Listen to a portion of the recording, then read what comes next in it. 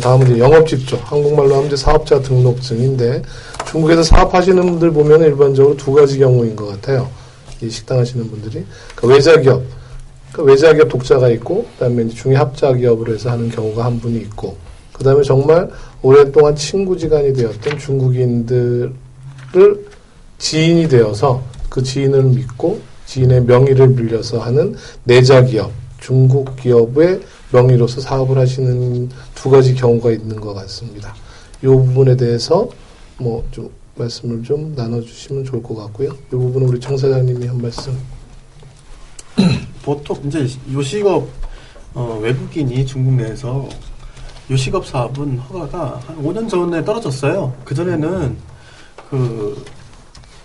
이렇게 좀 어려워가지고 보통 막 중국 사람 명의도 쓰고 막 이래가지고 다 오픈하고 나서 장사하는데 이제 뺏기는 명의 빌려준 사람한테 뺏기는 이런 경우가 많았는데 지금 같은 경우는 다 외국인이 중국에서 사업을 자기 이름으로 할 수 있기 때문에 되도록이면 자기 명의로 사업을 하는 것이 안정적이다. 장기적으로 봤을 때. 근데 이건 그럴 때는 이게 독자 기업일 경우 아닙니까? 그렇죠. 외자 독자죠. 네. 네. 외자 독자? 자, 이 부분에서 우리 김성훈 박사님 한 말씀. 예. 법률적으로 우선 용어 정의를 좀 해드리면요. 우선 한국에 있는 개인 사업자는 중국에서는 꺼티라고 개체라고 하는데 외국인은 개인 사업자를 낼 수가 없습니다. 네.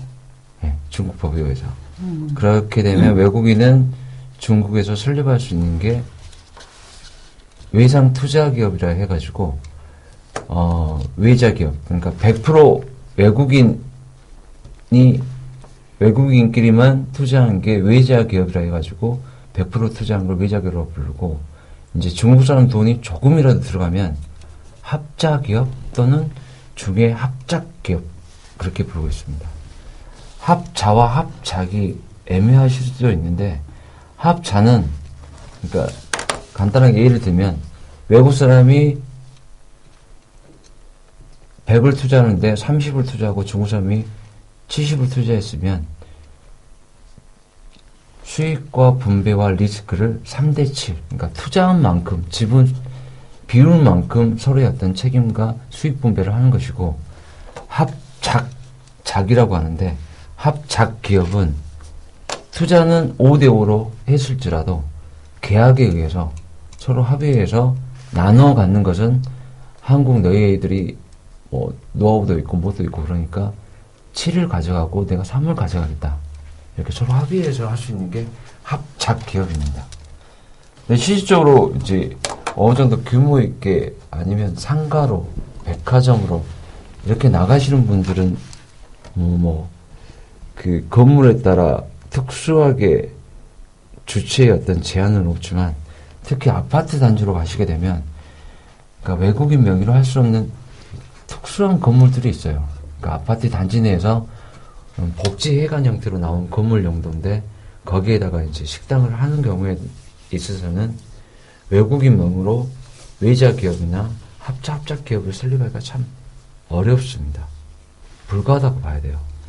그럴 경우에는 이제 중국인 명의로 하는 경우들이 상당히 많은데, 중국인 명의로 하는 경우라도 일반적으로 지금 법률로 보호를 받을 수 있는 장치들이 있기 때문에, 예를 든다면 모든 서명에 대한 정권임을 사인을 하나 받아 놓으시거나, 아니면 위탁 경영 형태로 모든 관리 경영을 누구한테 맡긴다는 식으로 해가지고 계약에 사인을 받아 놓거나, 세 번째는 차용 계약을 해서 돈을 빌려주는 형태로 해가지고 그 금액은 자본금에 해당하는 금액으로, 그러니까 돈을 투자한 만큼의, 다 한국 사람이 투자했을 거 아니에요.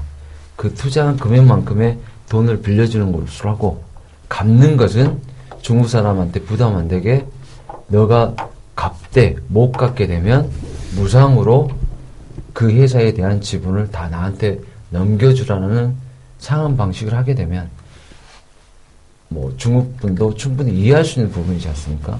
그런 차용 계약을 체결을 하고, 차용 계약을 토대로 질권 계약, 그러니까 그 지분에 대한 권리를 질권 설정해 놓으시는 계약을 체결해서 등기 기간엔 공상관리국에다가 우리나라 같으면 세무국이겠죠. 등재를 해 놓으시면 법적으로 안전하게 보호를 차명을 했지만은 법적으로 보호를 받을 수 있다고 보실 수 있죠. 그러니까 회사 형태는 이렇게 나누어지는데 어쩔 수 없이 내자 기업 중소기업 명의로 해야 된다면은 이런 안전장치를 하시게 되면 다 보호를 받으실 수 있다고 생각하시면 될 것 같아요. 네. 자, 뭐 말씀해 주신가요? 글쎄요, 제가 아는 거하고 좀 틀려서. 말씀해 주시죠. 네.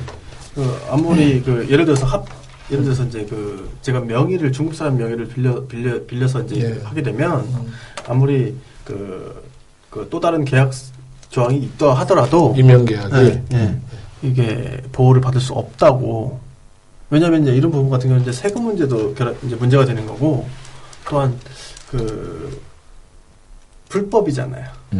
그렇기 때문에 보호가 받을 수 없다라고 최종적으로 제가 이제 그게 이제 최근에 2년 전에 최고인민법원에서 사법 해석이 나와가지고 그 임명 계약, 그러니까 등기를 해야만이 법률적으로 효력을 발생을 하는데 그런 그 임명 계약도 그러니까 충분히 증거 자료로서 그 법적으로 완전한 어떤 효력은 아니지만은 보호를 해주겠다는 법률이 나왔고 그 법률 플러스에 질권 설정까지 해놓으시면은 플러스가 되기 때문에 어느 정도는 거의 뭐 99%까지는 안전장치를 하고 가실 수 있다고 그렇게 말씀드릴 수가 있다는 거죠.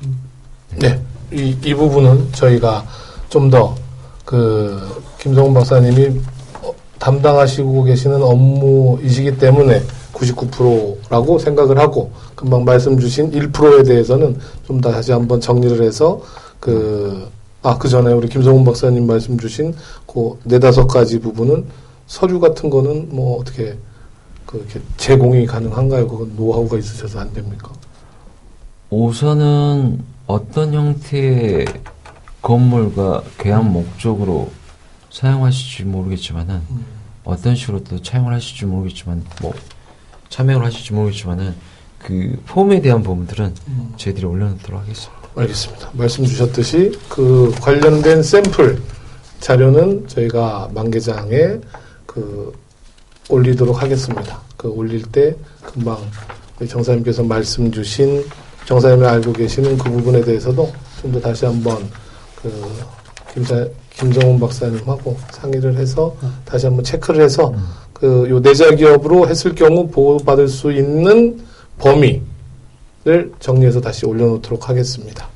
자, 이 부분에 대해서 우리 박영숙 사장님께서는 하신 말씀 있으십니까? 없습니다. 자, 그러면은 이 부분은 네, 너무 이 부분에서 있어서요. 저희 사무실에 오시는 분들 보면 이제 가장 궁금해하는 부분들은 돈, 시간, 절차에 대해서 가장 궁금해하세요.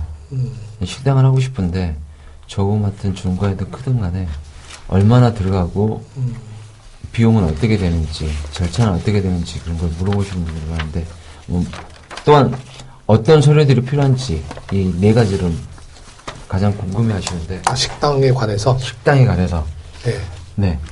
이제 기간은 식당 같은 경우는 내자 기업이든 외상 투자 기업이든 영업주 쪽까지 나오는 시점은 내자 기업은 1개월이고 외상 투자 기업은 4개월 정도 소요된다고 볼 수 있겠지만은 식당의 특수성상 그러니까 특수성이라는 것은 위생, 아까 소방, 환보를 받아야만 영업주 쪽으로 받을 수가 있기 때문에 특수성상 소요 기간은 한 4개월 플러스 알파가 된다면은 이제 인테리어에 대한 공기가 조금 더 지연이 되면은 플러스 알파를 하시면 될 것 같고 소요 기간은 그 정도 잡으시면 될 것 같고 절차는 굉장히 심플합니다.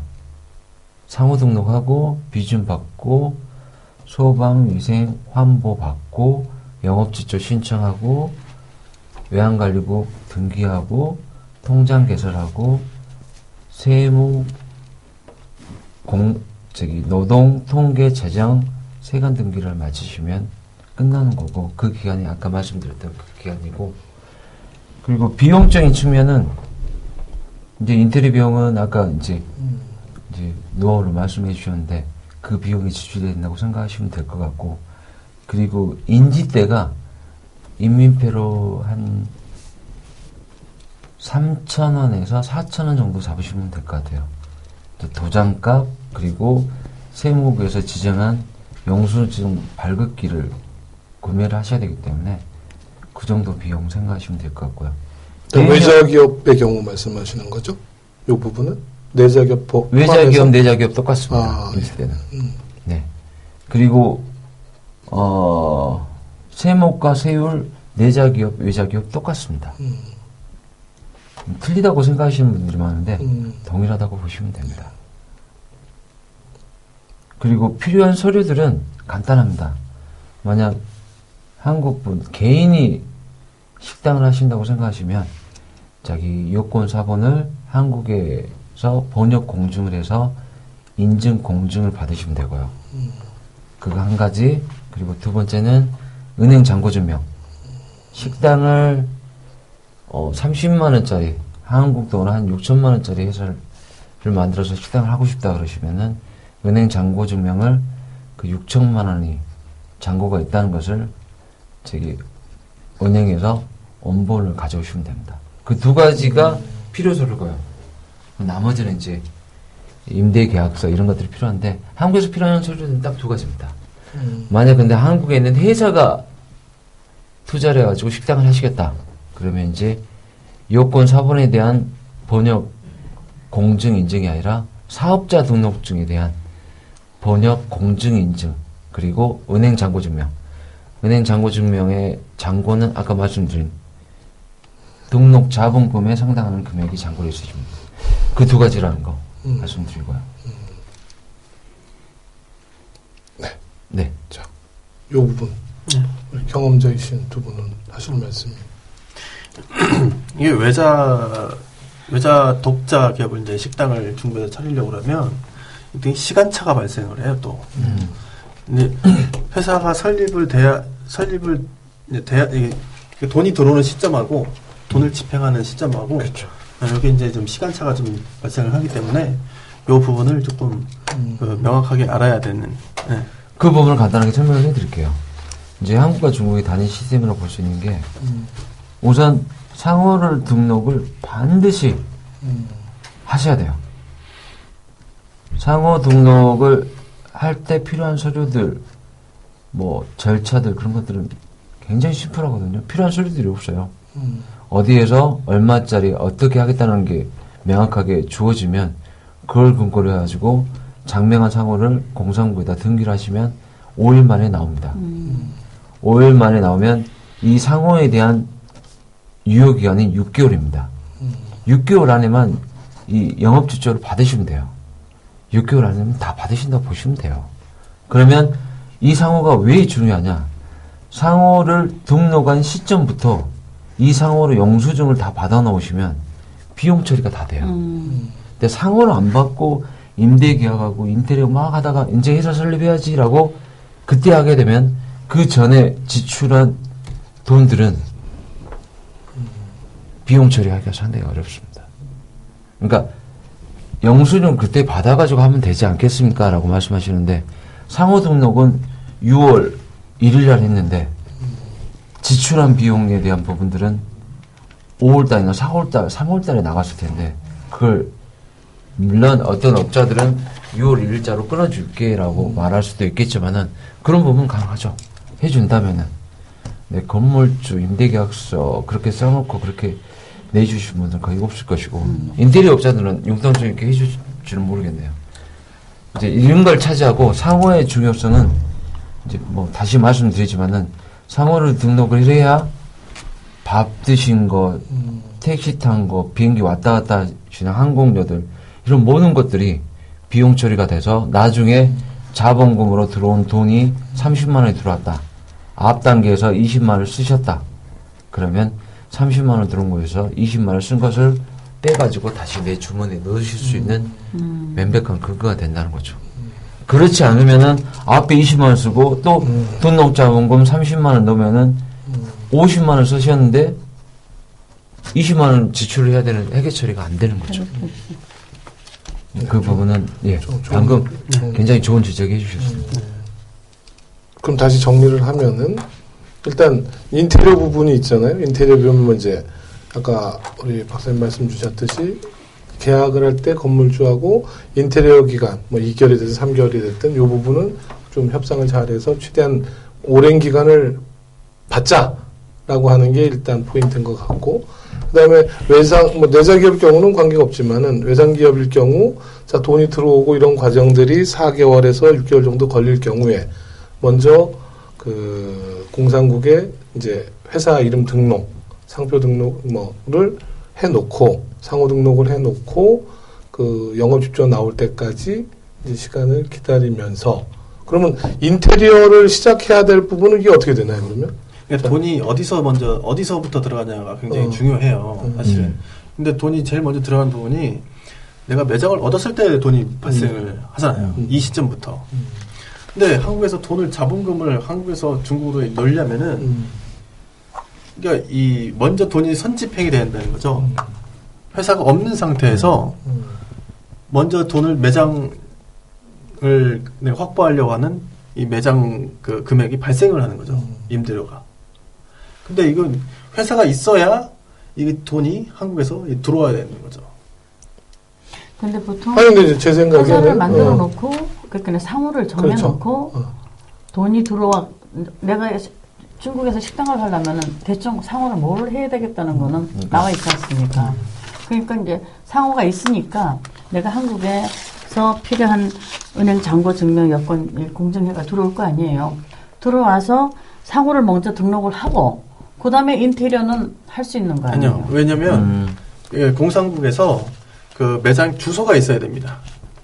그렇죠. 네, 그러니까 매장 주소가 있어야 일단은 되니까. 해가지고 와서 가게를 잠깐만요. 얻어놓고 가게를 얻어놓고 그러니까 지금 뭐 우리 정사장님 말씀이 일리가 있는 부분이 자 공산국에 상호 등록이 됐던 요게 이제 그 여쭤보고 싶은 게 그 상호 등록을 하려면 자 이런 회사를 만들려고 한다, 만들 계획이다. 그래서 상호는 이걸 쓰려고 한다라고 했을 때 그 임대 계약서가 필요 없어도 되는 건지.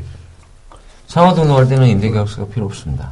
그러니까 아무것도 필요 없는 상태에서 등록할 수 있는 게 상호 등록이기 때문에 상호 등록은 중국에 와가지고 식당을 하겠다 생각하시면 무조건 상호 등록부터 하셔야 돼요. 근데 이제 이 부분에 있어서 비용적인 이제 돈이 들어오고 나가는 측면에 있어서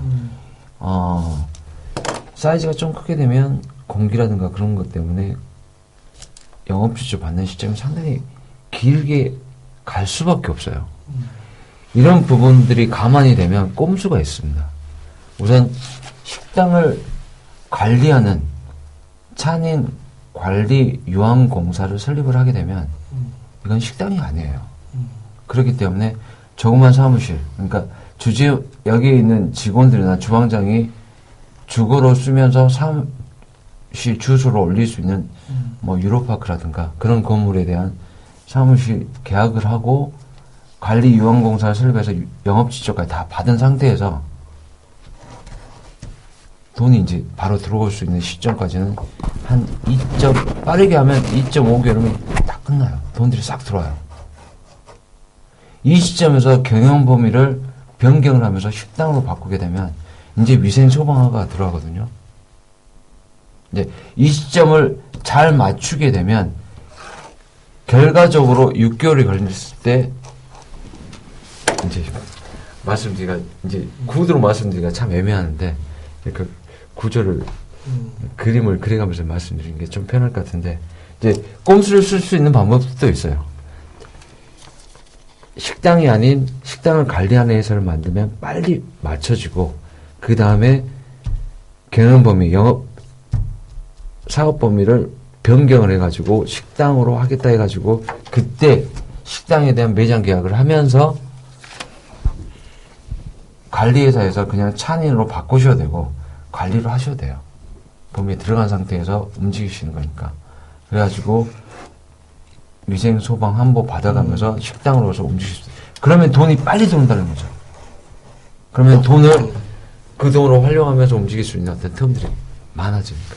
만약 그걸 그러면 이제 고민하신다면. 요 부분에 대해서 정사님 의견 어떠세요? 근데 이제 예를 들어서 자영업 조그맣게 이제 300평, 300, 그러니까 예를 들어서 뭐 회사다라고 했을 때는 뭐 저런 여지도 있지만 이제 개인적으로 뭐 한 300평 규모의 식당을 하려고 하는데 사전에 들어와서 사무실을 얻고 뭐 이렇게 비용이 발생하는 부분이 있잖아요. 그래서 식당 매장을 오픈하려면 일단 돈이 먼저 발생이 되잖아요. 그래서 내가 들어왔는데 내가 오늘 들어왔어요. 그래서 매장을 봤어. 좋은 매장이야. 이 매장을 내가 갖고 싶다 하면 임대 계약을 해야 되지 않습니까? 그럼 임대 계약을 하면 돈이 발생이 되잖아요. 그렇잖아요. 근데 이걸 외자로 하게 되면은 복잡한 게 뭐냐면 내가 지금 여기 지불하는 거에 대한 돈은 나중에 투자금으로 들어올 때 이게 이 시간차가 발생이 되는 거예요. 이거 나중에 예를 들어서 내가 투자 금액이 예를 들어서 뭐 1억이다 라고 했을 때 이게 한국에서 중국으로 들어오는 기간이 보통 한 달이 걸려요. 한 달. 근데 난 이 돈을 선집행을 해야 되는 부분이에요. 정리를 해드리면 우선은 오시자마자 상호를 등록하세요. 네. 여기서 가장 먼저 체크해야 될 부분은 중요한 건 구예요. 조양구로 올리셔가지고 나중에 갑자기 예를 들어 구가 행정단위가 해정구로 바뀌시면 이 상호는 다시 등록을 해야 돼요. 네. 그러니까 구까지만 명확하게 확정을 하시게 되면 상호 등록은 5일 만에 바로 나와요. 5일 만에 바로 나오면은 처음에 등록 자본금을 앞 단계에서 쓰는 비용이 30만 원이고 바로 사업하자마자 돈을 버시는 건 아니잖아요. 그러니까 토탈 비용을 유동자금까지 갖고 30에서 60만 원을 잡으시면 회사 등록 자본금을 60만 원 잡으시고 이걸 3년이나 4년 내에 분할 납부 형태로 지급 방식을 분할 납부로 하신 다음에 우선 한 20만 원이 들어오고 20만 원이 들어오면 20만 원이 들어오는 시점에서 선집행했던 비용은 어쩔 수 없어요.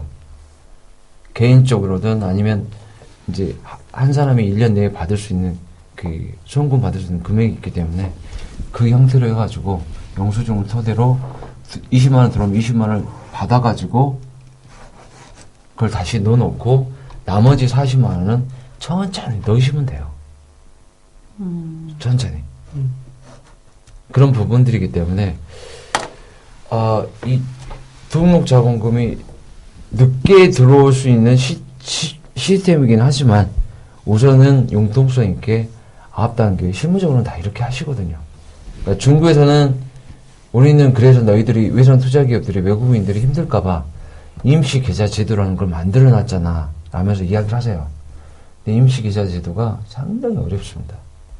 그거 만들려면 정말 이 회사를 설립하고 대표하시는 분들이 직접 오셔가지고 외환관리국에 그 사인을 하고 임시 계좌로 만들 수 있는 최대 맥시멈이 10만 불이에요.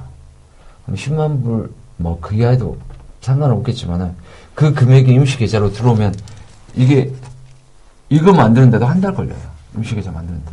한 달 걸려갖고 임시 계좌 만들어 놓으면, 임시 계좌로 만들어 놓은 들어온 돈들은 무조건 계약서를 갖고 가고, 계약서에 근거한 영수증을 첨부를 해야 돼요.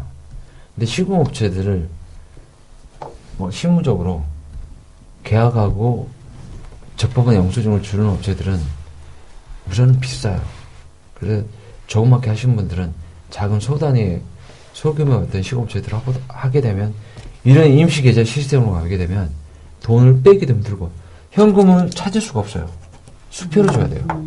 어떤 시공업체가 수표를 받기도 싫어하는 업체들이 너무 많기 때문에 앞 단계에서 짜자는 거 움직이시면서 수표를 주겠다라고 말하면 이거 제대로 움직이시다 보면 원래 100원 들어갈 거 한 300~400원 들어간다고 보셔야 돼요. 근데 임시계좌는 솔직히 말고 현실적으로 맞지 않는 외국인한테 정말 맞지 않는 제도예요. 지그들은 이런 걸 만들어놨으니까 너희들은 합법적으로 해라라고 하는데 솔직히 합법적으로 가기가 힘든 구조이긴 합니다. 저자는 말씀하신 것처럼. 저희 같은 경우는 이제 이런 식으로 했기 때문에 굉장히 뭐랄까 이런 거죠. 투자금 10만 불인데 10만 불이 들어와야 인정이 되는 거예요. 근데 사전에 집행하는 게 먼저 발생이 되는 거죠. 네. 그러니까 집행이 2번이 되는 거예요. 그래서 선 집행된 부분이 네. 나중에 회계 처리 부분에서 네. 문제가 생긴다. 그렇죠. 그런데 김 박사님 말씀은 상호 등록을 먼저 해놓고 그 상호 등록된 부분에 대해서 영수증을 미리미리 받아라. 선 집행된 부분도. 자, 여기까지 정리되셨나요? 자, 그럼 다음 부분으로 넘어가도록 하겠습니다.